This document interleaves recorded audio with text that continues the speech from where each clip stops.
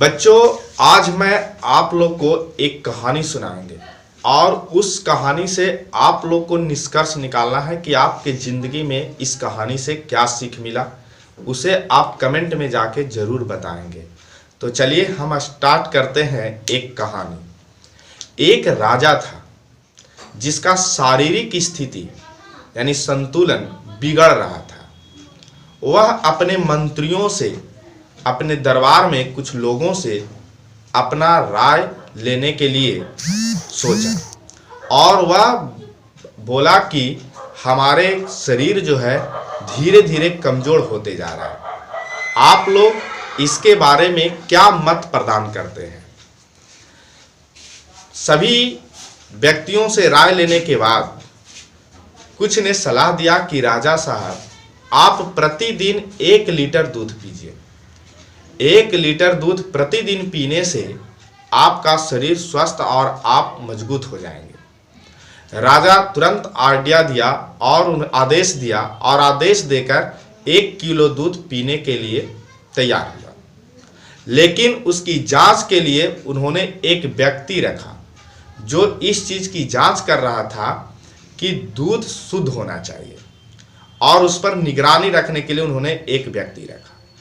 जो व्यक्ति उस दूध का निगरानी कर रहा था वह व्यक्ति 1 केजी दूध में से 250 ग्राम दूध पीकर 250 ग्राम पानी मिला दिया करता था। ऐसा प्रक्रिया 10 दिनों तक चला।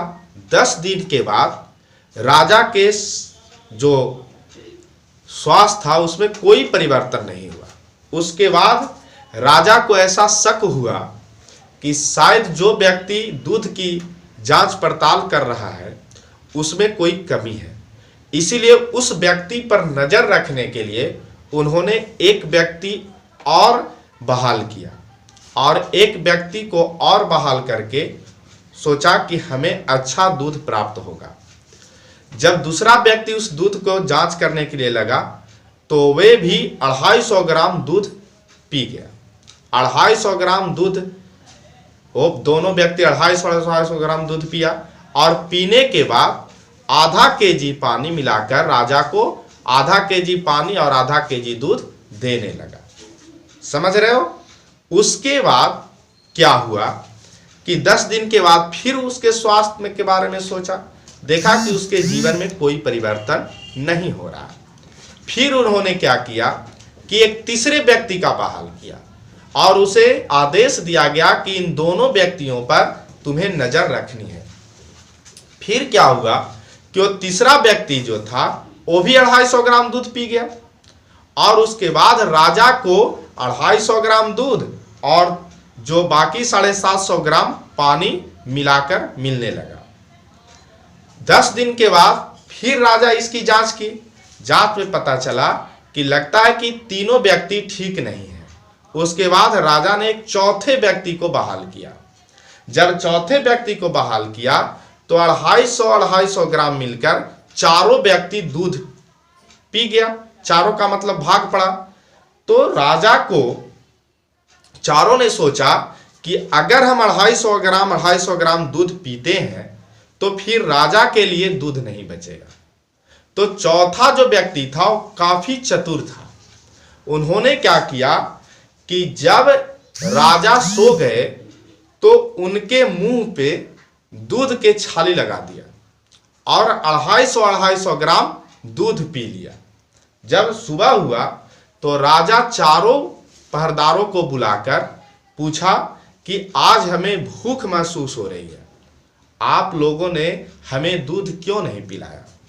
तो चौथा ने बहुत ईमानदारी और सतर्क पूर्वक जवाब देता है कि राजा साहब, आप दूध पी चुके हैं।